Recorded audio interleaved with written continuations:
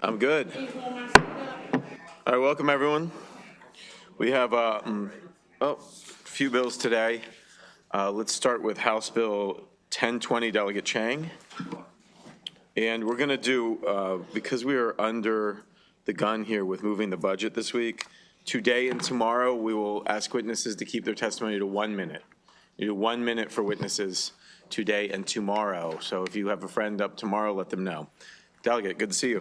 Great, thank you very much. If you have anyone with you, just come on up. Great. Thank you very much. Just myself, sir. Okay. Thank you very much, Mr. Chairman and members of the House Appropriations Committee. I'm Mark Chang, member of Maryland House Delegates District 32. And this afternoon, I'd like to present to you House Bill 1020. What the bill does is increases the mandatory retirement age for members of the Maryland State Police retirement system from the current age 60 to 62. With this bill, it would help with retention, lowering the vacancy rate, preserving institutional knowledge of the officers, and also retain a diverse workforce. And on that note, it is the department's motto being the Maryland's finest, and this would help preserve that legacy. And on that note, urge a favorable report of House Bill 1020. Thank you very much, Mr. Chairman. Thank you, sir. Any questions?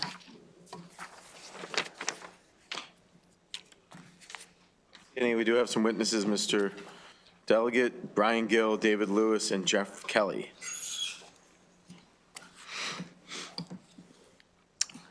Anyone here? Okay, I don't see anyone here. Thank you. That concludes the bill hearing. Thank you. Go to 1598, Delegate McCaskill. Do you have anyone with you? You can bring them on up.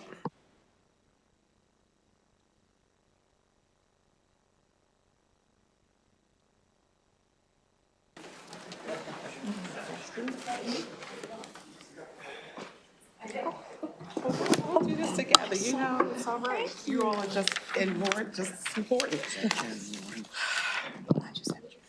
Mr. Chair, for the record, I am Delegate Alethea McCaskill asking for favorable decision on HB 1598, which is the racetrack facility renewal account grant. 4 things this bill is to do: make the matching fund optional instead of mandatory. This authorizes rather than requires a racing license to provide and expend a matching fund in order to receive capital construction grant. Previously, a match was required. Under this bill, the racetrack can receive grant funding without providing matching fund if approved. Number 2 requires 2-year live racing commitment if no match is provided. If a racing licensee receives grant funding without matching contribution, the licensee must, 1, conduct live racing in Maryland, 2, for at least 10 years after the capital construction plan is completed. This ensures long-term operational commitment in exchange for state-only funding. Then 3, establishing pro rata recaptured of funding. I love this one. If a racing licensee receives grant funds without a matching fund and fails to conduct live racing for the required 10 years, the State Racing Commission must calculate repayment on a pro rata basis and recapture the appropriate portion of the grant fund. This creates a financial enforcement mechanism and a safety measure for the state. And then there's 4, it maintains minimum live racing days requirement. For any year funding is provided, Rosecroft Raceway must conduct a minimum of 6 live racing days, and Ocean Downs Racetrack must conduct a minimum of 40 live racing days. Exceptions apply for weather, acts of God, or mutual agreement with horsemen's organizations. Bottom line, this bill provides greater flexibility for racetracks to access capital construction funds, but in exchange, it, 1, requires long-term live racing commitments, 2, creates enforcements and repayment mechanisms, 4, maintains minimum racing days standards, and that was 3. 4, strengthens oversight. Mr. Chair, I'll turn it over to my panel for 1 minute each. Thank you. I'm going to speak fast. Good afternoon, Chairman and members of the committee. It's good to see y'all again. My name is Bobby Jones. I'm the General Manager at Ocean Downs Racetrack and Casino, and I'm here today in support of House Bill 1598. Keep it simple. Racetracks are big, they're old, they're expensive, and they're aging facilities, and we'd like to keep them safe and modern. Takes a significant investment. The current matching fund requirement can delay or prevent improvements. This bill works to use the funds that are already set for racetrack renewals without the upfront hurdle of matching, while protecting the state's interests through live racing commitments and recapture provisions if those commitments aren't met. Racetracks are an economic machine. They are anchors all over Maryland. Live race days support hotels, restaurants, retail shops, local providers, and tourism. And beyond that, that's okay. Beyond that, racing sustains hundreds of jobs from breeders, trainers, veterinarians, farriers, and food suppliers. When facilities fall behind, attendance declines, and the entire community feels it. This bill keeps the safeguards in place while giving us the flexibility to reinvest responsibly and keep racing strong. I respectfully ask for a favorable report, and thank you for your time. Oh, thanks. Thank you for allowing me to speak. My name is Robert Lillis, and though I am a Maryland Racing Commissioner, I am, for the record, testifying for this great state of Maryland as a citizen. I believe HB 1598 is a good bill, as it will help 2 standardbred racetracks with much-needed renovations. Standardbred horses are very important to Maryland's economy because when 10 horses with sulkies and drivers trot around in a circle, an entire standardbred racing industry will flourish. Harness racing supports almost 3,000 jobs and adds over $200 million into the Maryland economy. The direct impact triggers another $70 million into added value and another 700 jobs from indirect and rippling effects. Harness racing in Maryland also supports tens of thousands of acres of farmland to grow the crops. Horses can graze on the green space, and it grows the agribusiness. A lot of these jobs are mom and pop stables. These sons and daughters are born and raised into this business and have become Maryland's finest horsemen. The Maryland Racing Commission has also sent in a letter of support for House Bill 1598, and I believe House Bill 1598 is in the very best interest of Maryland racing, and I hope that this committee can approve and support a favorable report. Good afternoon, Chairman Barnes and members of the committee. Thank you for the opportunity to speak today. My name is Lisa Watts, and I'm the General Manager and Director of Operations of Rosecroft Raceway in Prince George's County. Obviously here in support of the bill. This bill really comes down to 3 simple points. Facilities, we have large aging facilities that require ongoing investment to remain safe and competitive. Second is jobs. Racing is an economic engine that supports jobs, agriculture, tourism, and state revenues. And third are the safeguards previously mentioned that tie us into live racing commitments and recapture provisions for use of these funds. The most important thing to note that these funds are already dedicated to standardbred racetrack renewal and not new state spending. This bill ensures those resources can be used efficiently and to sustain and support Maryland's standardbred racing industry. This bill simply provides the flexibility needed to reinvest responsibly and keep Maryland's standardbred racing strong. We appreciate you, your time, your efforts, and your consideration. Thank you. Chairman Barnes and committee, my name is Sharon Roberts. I represent the Cloverleaf Standardbred Owners Association. We are the horsemen that race at Ocean Downs and Rosecroft Raceway. We have approximately 500 members, and the majority of our members are longtime second and third generational family businesses that have been racing and harness racing. I won't waste your time today. They have already told you what we're here for, which we just want to let you know that we are in full support of this House Bill, HB 1598.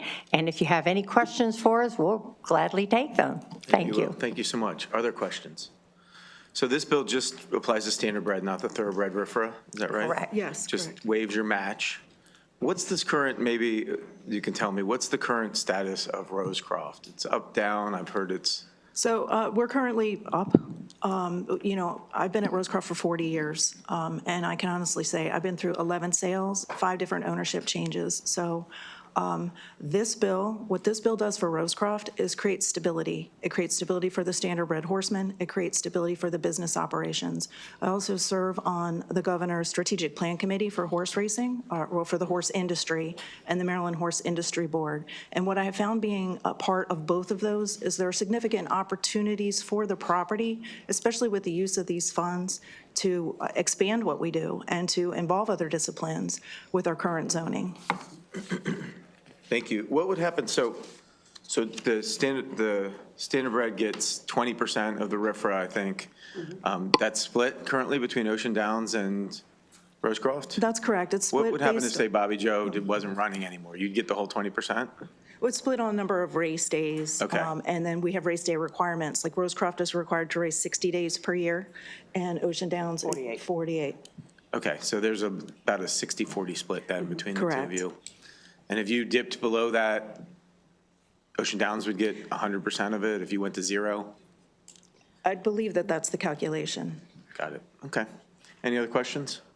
All right, thank you all. Thanks for what you do. Thank you. Appreciate it. Thanks for being with us. Let's go to Delegate Simmons. Come on up, bud.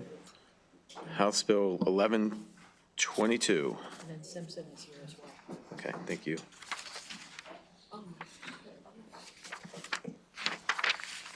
Go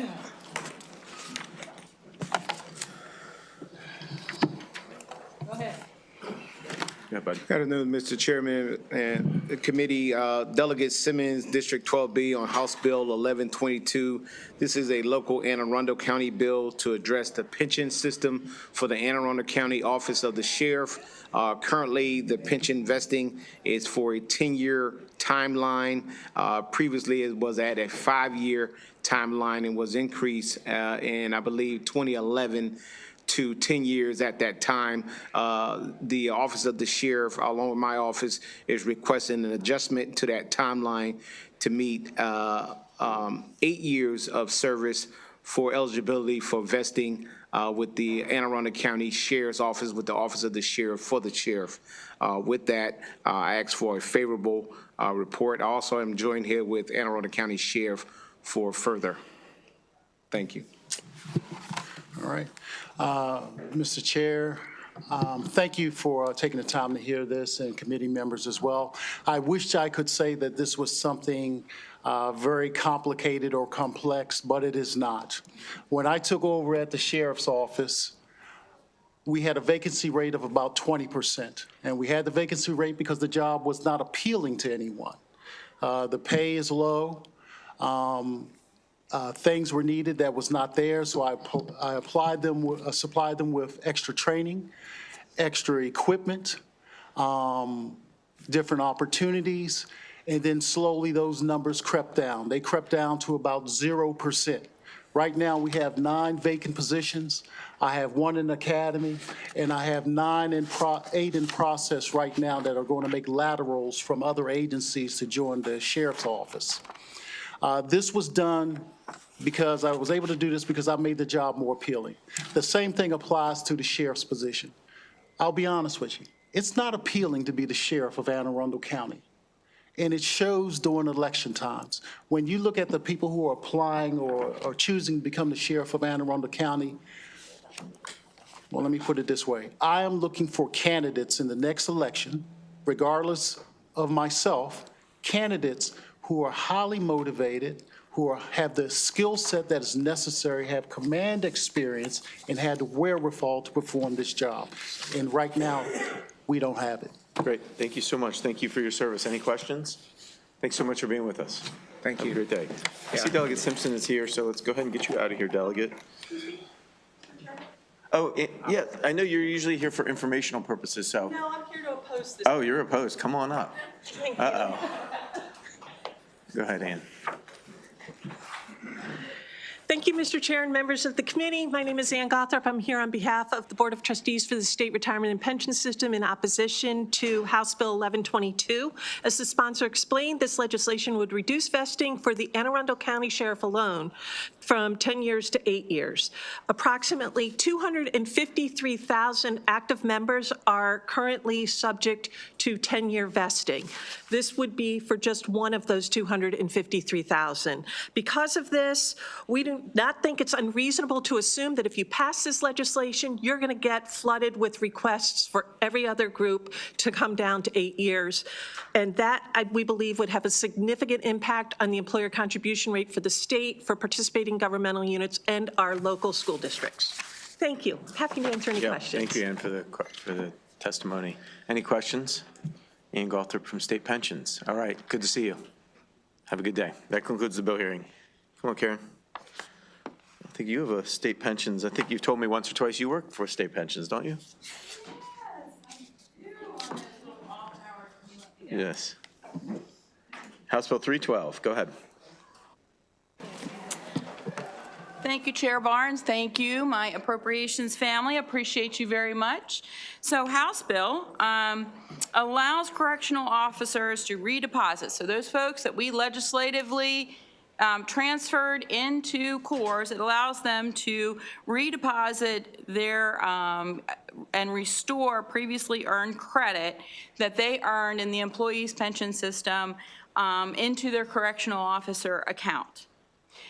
As intended by this body, as intended by the Maryland General Assembly in 2014, 2015, 2016, 2017, 2018, and 2022, multiple positions, almost 3,000 positions in the employees and teachers, both retirement and pension systems, were legislatively transferred into cores to reward them with a higher benefit, an earlier retirement date, and discounted contribution rate. And we have here today Ms. Perrin, that she came to me as a constituent and found out from the agency that she has time in the employee system that she wants to redeposit. If she had remained in the employee system, she would have been able to redeposit that time. But she was legislatively transferred, so she has 7.5 years in the employees' pension system that she can't do anything with because legislatively we don't have a place to fix that.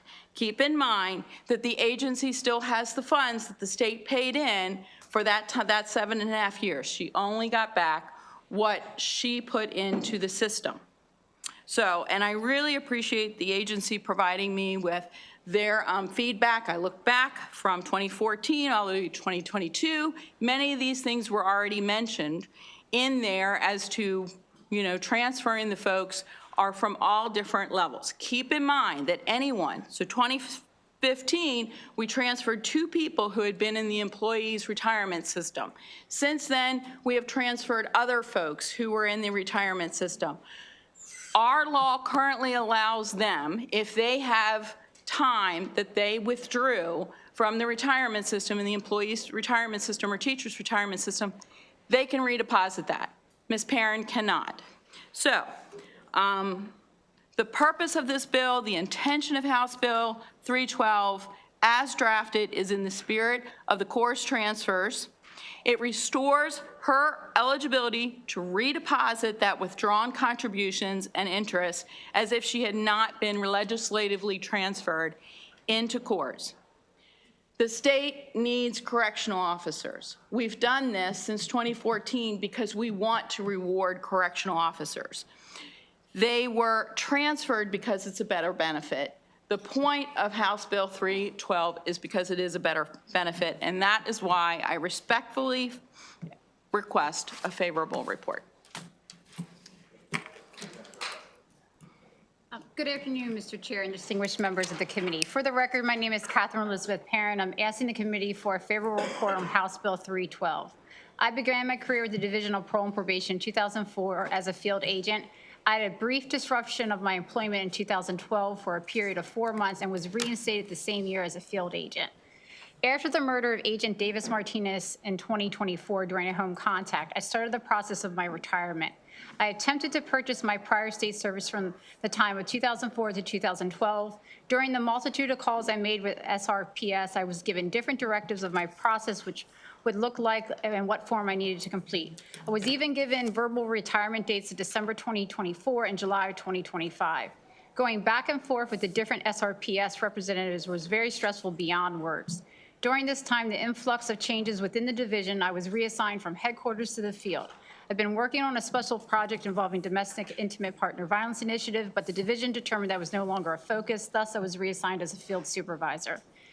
On December 17, 2024, I received a call as well as a written document from SRP Deputy Director, Mr. Brown. He stated that he had the legal department look at my request and there was no bylaws or accepting it since I had a 4 months break of state service before I was reinstated. SRPS led me to believe that I was going to be able to retire after I purchased the 8-year back after the submission of Form 26. Mr. Brown said if I could get legislation to add a line about the discrepancy in January hearing, I would then be able to purchase the time back. Okay. I do not want to lose my service time within the state. I should have been able to retire in December of 2024. If I'm unable to buy back my service time, I will have to work for the division until 32. Even then, it would not reflect the true amount of time of 28 years that I worked by only 20. At one time, I was very proud of my association with the division, but with the handling of everything these past years, I am not. Thank you. Thank you so much. Yes, sir. Yes, hi, Mr. Chair, members of the committee. My name is William Dixon. I'm Catherine's partner, and I'm not a state employee, but I just want to corroborate her testimony here. I was present. We don't think she's lying to us. We believe that she told the truth. Thank you so much, sir. Just the whole, it was a lot of conflicting information from the SRPS that was given to her. Okay, So, yeah, thank you. Thanks for being here. Any questions? I'm so sorry, ma'am, for what you're going through, but we'll carefully look at the bill and give it every consideration. Thanks for Thank being you. with us. Appreciate it. Any other questions for the panel? Okay. Thank you, Delegate. Thanks for being with us. Thank you very much. Ann, come on up.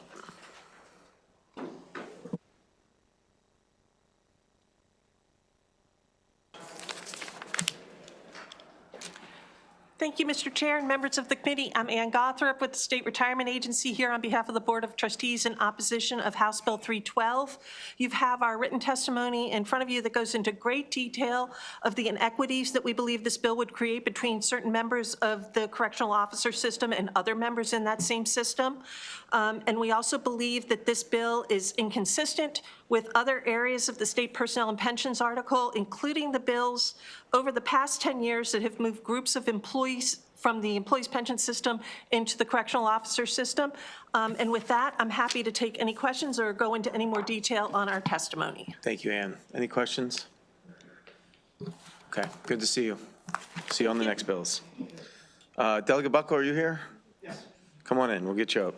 This is just adding cores, right? Allegheny County to cores? That's correct. Allegheny County bears the brunt of the expense? That is correct, to switch their correctional officers for their detention center from the EPS into the core system, and it's designed because we live in a community that has several major state prisons and a federal prison, and they lose a lot of officers that get trained in Allegheny get it County and going then as go take quickly as another we can. position. Bill is passed the Senate, I believe, or it's on their floor today or tomorrow for passage unanimously. Okay. We'll like my bill to follow. We might wait and move your bill with the Senate, but we're going to move it. Okay, thank you. I Just for appreciate it. timing floor with crossover. Not a problem. We just like to get it done. The county wants to do it for the correctional officers in the detention center, and we appreciate it. Thank you. Thank you. Have a good day, bud. All right. Any questions? That concludes the bill hearing. Going to now move to, yeah. You did a great job. Keep up the good work. House Bill 1592, that's my bill. I know we have a panel, Elizabeth Hewlett, Seth Hershberger, Morgan Miller, Hannah Garagiola, come on up. The bill extends state funding share for public library system and the 3 regional library systems through 2032 at an annual rate of 3% per capita for regionals and 3.21 per capita for local library systems. The current state share cycle ends in fiscal 27, so in that way, this could be a sunset extension, at which time libraries will across the state will face flat funding if the state share is not extended and struggle to meet their persistent increasing needs. This committee knows I'm a huge fan of libraries. I really believe that they are community hubs and so vital to our communities, and a little personal for me as well. As a poor kid who grew up sort of without childcare and after school care, and had to walk from the elementary school to the local library where the librarians took care of me and the other poor kids and put on videos for us, and it was just, such a vital part of my growing up and my experience. So thank you for the work you all do. And Morgan, we'll start with you. Barnes, and your story is certainly the story of many, many children in our state in the past and now, and why I've been at this for so long. I'm going to share some perspective as the state librarian who leads the state library agency and administers state funding to all library systems in Maryland. And you've heard me all probably speak before, so you know that I will tell you how millions of people, tens of millions of people, use public libraries in the state and how they're some of the most heavily used spaces statewide. They do rely on state funding to meet their operating costs, 18% for county systems and 22% for regional systems, which are particularly important to serving our rural counties.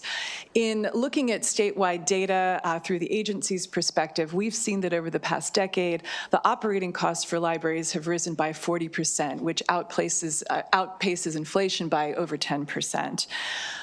Staffing library personnel is one of the highest drivers and largest components of library budgets, as it should be, because if you don't have the staff in a building, it's just a building and not a library. But it's also followed by the high cost of materials, especially ebooks, as well as broadband infrastructure, connectivity, and all of the public safety considerations that now go into operating modern public libraries. These incremental increases provided by the state help to narrow these funding gaps, restore the purchasing power of libraries, and maintain high-quality services for every Marylander, as well as maintaining the long-standing state-local partnership around supporting the minimum library funding program. So I want to thank you, Delegate Barnes, for your leadership in sponsoring this bill and for the committee's attention to this, making sure that we're sustaining library services going forward. Thank you. Okay. Hello, Chair Barnes, Vice Chair Kaiser, and committee members. My name's Elizabeth Hewlett. I'm the director of the Western Maryland Regional Library, also known as WRML. And I'm also the current president of the Maryland Association of Public Library Administrators. As one of the 3 regional libraries in the state, WRML provides a variety of services to our public libraries in Allegheny, Garrett, and Washington counties. These services allow our small rural libraries to offer the same quality of library service as you can find at the larger systems around the state. As living costs continue to rise, Maryland libraries of all sizes continue to provide robust access to books, programs, and services for every member of the community. However, it is the rural libraries that suffer the most during economic turndowns, and it is the regional libraries that are there to fill the void. Electronic resources have become incredibly popular and are very expensive. Digital checkouts made up 57% of our circulation last fiscal year. However, without WRML's support, Western Maryland Public Libraries could not afford to offer them. Thank you for your support of public and regional libraries in Maryland, and I respectfully ask for a favorable vote on HB 1592. Greetings, Chair Barnes, Vice Chair Kaiser, and members of the committee. Thank you. It's wonderful to be here, and thank you, Chair Barnes, for sponsoring this bill. I'd also like to acknowledge my Delegate Beecham from the district I live in, as a member of the committee and here in the room as well. My name is Seth Hirschberger. I'm a resident of Salisbury, Maryland, and the director of the county library that serves Wicomico County. I'm really proud to be here supporting Bill 1592 because I believe it'll make an important difference for residents of the state of Maryland across the state. This bill ensures that that libraries across Maryland will have reliable state support that accompanies and supports the local investments that are there as well, ensuring that libraries, regardless of the local resources and the availability of funding there, that everybody across Maryland will have access to strong library services. And those services, the bill looks at that too in terms of the services that are being supported and sustained by this bill. And we know that libraries are an important part of our democracy because they ensure that everybody across our country has access to the same information so they can participate in the political process. But libraries do so much more than that. Just beautiful everyday things like ensuring that families with young children have access to the tools and resources so they can teach their children well about the love of books and of reading. And that takes heart and it takes parenting, but without public libraries, for many people, it wouldn't be possible. Thank you. Thank you, sir. Thank you for Thank the you. work that you do. Any questions for our state librarian or our other librarians who are here? Witnesses? Hannah, are you testifying? Yeah. Okay. Well, thank you for the work that you all do and lifting up our libraries. And let me ask you, is the bill from the Senate on its way over? Has it moved yet? Is that a question for Hannah? No, not No, yet. yeah, I don't believe it has moved Okay. yet, Well, but it has you had have a hearing. Is Senator Gazone, is your sponsor off? Yes, thank you. We'll coordinate. Thank you. Thank you so much for your support for what we do. Have a good day. Thanks. Concludes the bill hearing. Let's go to the Forbes bills. I think we got 3 in a row. House Bill 789.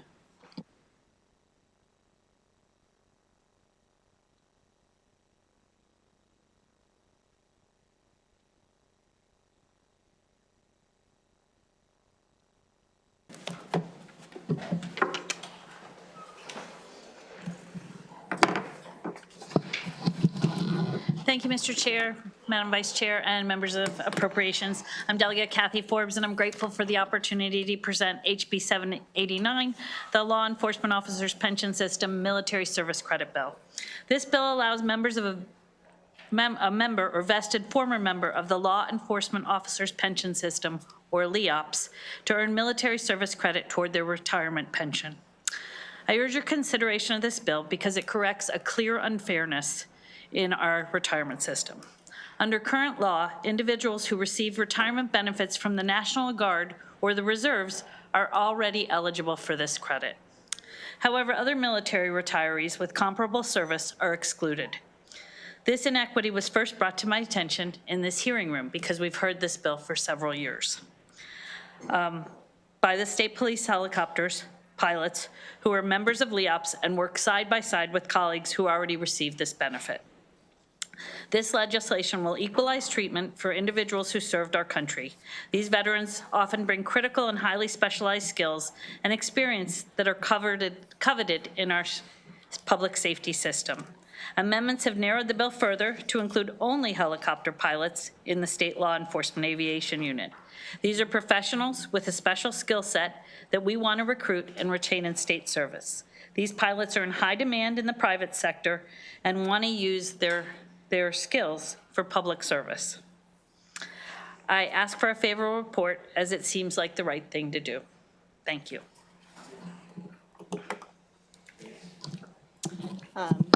Good afternoon, Chair Barnes, Vice Chair Kaiser, and members of the Appropriations Committee. Denise Gilmore here with AFSCME Maryland. I'll be very quick. Maryland has a very unique and special medevac system. It's public. To sustain this, we utilize retired military pilots. The military invests millions of dollars to train these pilots at no cost to our taxpayers here in Maryland. And we do that when we take these pilots. We have the best pilots in the world flying these medevac pilots, helicopters. That's an incredible service that we have to sustain this service, this military service credit. It's a small incentive to recruit these pilots. And this bill helps correct an inequity where folks that retire from the National Guard get it, but active U.S. military or military folks do not. So it's a relatively simple bill in that regard. We urge your support. Thank you very much. Mr. Chair, my name is Donald Hawkins. I was former Director of Flight Operations for the Maryland State Police Command, directly involved in recruiting and retaining pilots, and as a retired Lieutenant Colonel from the Marine Corps Reserve, I qualified and been awarded the 5-year credit already. I'm also a former airline pilot. After COVID, I was offered over 6 figures to come back to fly for the airlines, turned it down. Could have retired at 50 years old, stayed with the Maryland State Police. The credit is what made that happen. I'll soon retire with 12 years of service because of that decision. Airlines continue to target military helicopter pilots for transition with big bonuses. To illustrate the value of the credit, surveyed represented pilots who already qualify for the military service credit. 100% knew about the credit before accepting employment. 75% had considered leaving but stayed in large part because of the retirement value created by the LEOPS combined with the military credit. While fairness and honoring everyone's meal service matters, at the end of the day, this is about the return on investment. To address the economic factors, I'll introduce Mr. Jude Gallagher, Chief Pilot of the Maryland State Police Aviation Command, an FAA pilot examiner, distinguished former Army pilot, here today speaking as a member of ASME who qualifies for military service credit.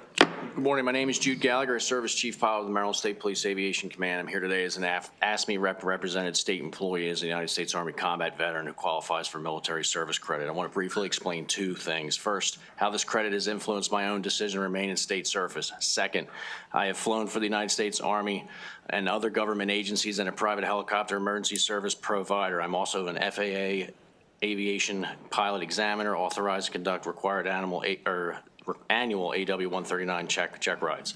There is significant competition for experienced helicopter pilots in the post-COVID industry. I've had multiple opportunities to leave. Each time my decision to stay has come back to the LEOPS retirement system and the 5-year military credit. That's the return on investment. Now, we're not a flight school. Each pilot begins as second in command. We invest a lot of money and training into them, and to be able to retain and to be able to recruit and retain them takes an incentive. This 5-year military credit for active duty service members will do that retainment and recruitment.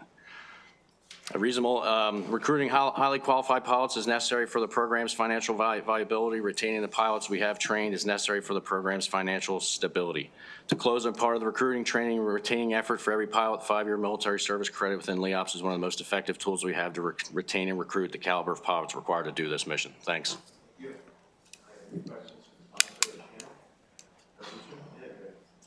have a question. So if you spent 20 years, say, in the Army, and then you come and join, as an aviator, how much time, how much credit would you get toward retirement from that point? What we're asking, well, right now, nothing.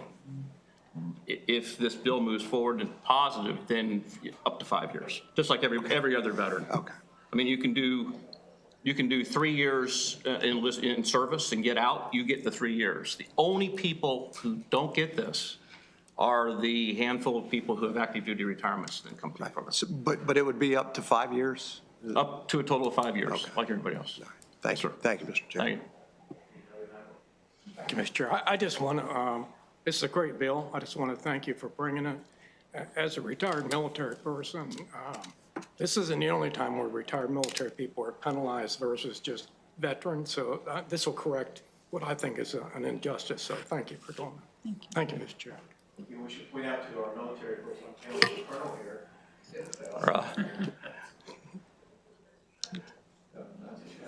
Any questions? All right, thank you all. Thank you for your service. Thank you. Thank you all. Thank you, sir. I appreciate it very much.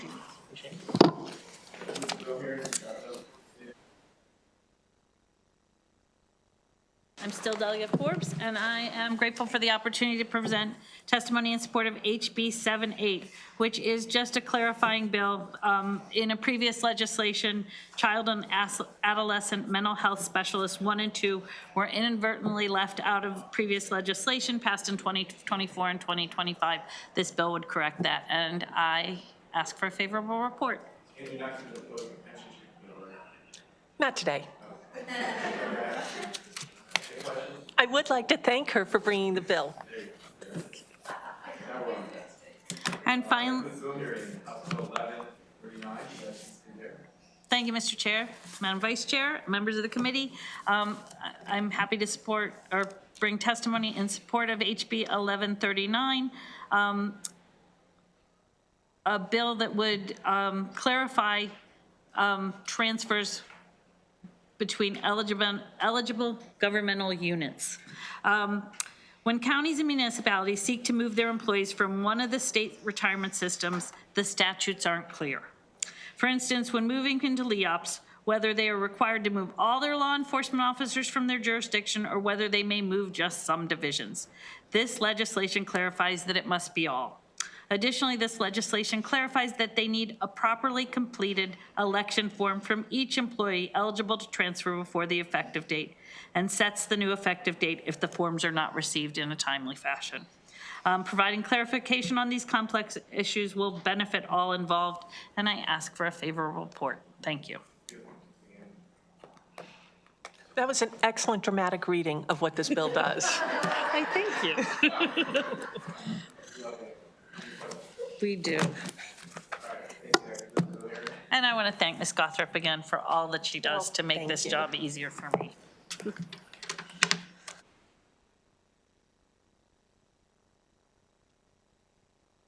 House Bill 1194.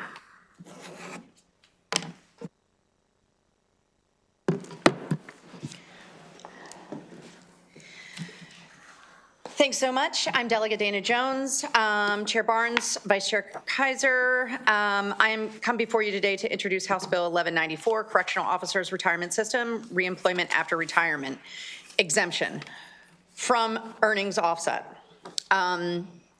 This legislation removes barriers to state retirees from returning to work in public service. It accomplishes this by exempting retired correctional officers from the retirement allowance limitations to return to work with a participating employer. Like many states, Maryland is experiencing workforce shortage. Correctional workers are especially hit hard, or correctional work, excuse me, and due to the type of work, it is difficult for facilities to hire candidates with the required knowledge and experience. This legislation would allow skilled and knowledgeable professionals to step back into the workforce without facing penalty. I'm proud to be partnering with Senator Quarterman on this legislation. I appreciate him introducing me to his constituent who you will hear from in his minute, Mr. Partlow. And I believe that the Senate analyst has reached out as Senator Quarterman is working with Chair Gazone from that committee. And it is my understanding that we are working out some language that will be forthcoming. So with that, I respectfully urge favorable on 1194. Members of the committee, thank you for taking the time to hear me. My name is Jason Partlow. I am a retired correctional officer lieutenant, and I'm currently employed as lead bailiff at Washington County District Court. I retired from corrections with 20 years of service, and I've been employed with the District Court for 3 years. I'm not here representing Maryland Judiciary or any other Maryland agency. I'm here representing myself during this hearing. Currently, I am under an earnings limitation through the correctional pension systems for the first 5 years. If I would have retired, reapplied, and accepted a contractual position back in corrections, I would have been exempt from the earnings limitation. But due to me being hired as a contractual bailiff with the district court, I am under a five-year limitation. I started working part-time at district court because of this limitation. After 6 months on the job, we began to lose employees, and it was hard to find qualified candidates. At that time, I picked up hours to assist in keeping the courthouse safe. Since I have been working with the Washington County District Court, the hiring of bailiffs has been difficult. My increased hours put me over the earnings limitation, and the Maryland Retirement Agency takes $255 out of my pension every month. I believe if this limitation is changed, lifted, this will assist in filling vacancies throughout the state with qualified people. I've served my community for 23 years now and would like to continue to work full-time without the limitation. Thank you. Just to answer questions about the system. We'll look forward to seeing those amendments and whatever the Senate comes up with. The fiscal note is pretty heavy, so I Yes, assume we're going to try to address it definitely addresses those concerns, Chairman. And thank you, Ann, for all of your work on this. Thank you. Have a good day. Delegate Hutchinson on House Bill 744. This is a CORS bill that just affects Dorchester County. Dorchester County is in favor. Anything to add, Mr. Hutchinson? I'm sorry? It's a CORS bill. It only affects your county. Your county is in favor of it. This is a local bill only. No state impact. Any questions? Dorchester County. That's Okay. it. Excellent testimony. Excellent. Thank you so much, fellas. All right. Anybody here from Carroll County? Yes, okay. Your annual bond bill, Delegate Stanco. It is. Thank you, Mr. Chair. Every year, go ahead. Thanks, Mr. Chair, committee. This is our annual bond bill. We have to pass. If you need more time, the Senate's passed theirs already. And just do me a favor, and we can move that one quicker if we need, so we don't get bashed by our commissioner. So yeah, we'll get the bills moving. We might wait for the Senate just because of floor time with crossover, but. Yep. Thank you. Okay. Thank you. Culvert County. Is anybody here from Culvert County? Okay.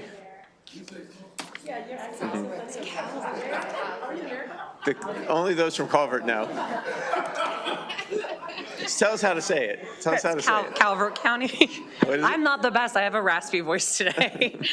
Good afternoon, Chair Barnes, Vice Chair Kaiser, and members of the House Appropriations Committee. My name is Danielle Russell, Capital Improvement Projects and Grants Manager from the Office of the County Administrator. I am speaking on behalf of the Calvert County Board of County Commissioners in support of House Bill 1513. Sure you don't want to restate how to say that? I don't know. Which authorizes Calvert County to borrow up to $80,957,080 to finance public infrastructure projects identified in the county's capital improvement plan.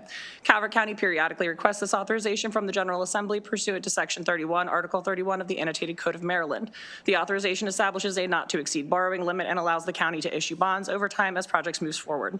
Importantly, this request reflects disciplined financial planning. Calvert County follows a formal debt policy and debt affordability model that guides our capital planning. Our policy limits general fund debt service to a 9.5% of revenue and total debt to 1.8% of assessed value, thresholds that are consistent with or more conservative than most of those of many jurisdictions in Maryland. The projects supported by the authorization focus on maintaining essential public infrastructure and replacing aging systems. Major investments include modernization of Northern Middle School, critical HVAC replacements in aging school facilities, countywide roadway and safety improvements, public safety apparatus and facilities, and environmental compliance projects, including upgrades to the Solomon's wastewater treatment plant. These projects come directly from the county's adopted 6-year capital improvement plan, which is developed through a comprehensive planning process and aligned with the county's long-term financial capacity. This legislation provides the authority necessary to implement these projects responsibly over time. For these reasons, the Calvert County Board of County Commissioners respectfully requests a favorable report on House Bill 1513. Thank you for your time, and I'm happy to answer any questions. Okay, annual bill. I think we pass it every year. We've had some fun with it over the years, but we've always passed it. Yeah. Any questions? Okay, thank you all so much. Thank you very much. For being with us. Have a good day. Concludes the vote hearing. Do we have anything left? Did I forget anything? Jumped around a little. I think that's it. If you are on capital budget, stay here so that they can do their pay-go decisions. We're adjourned.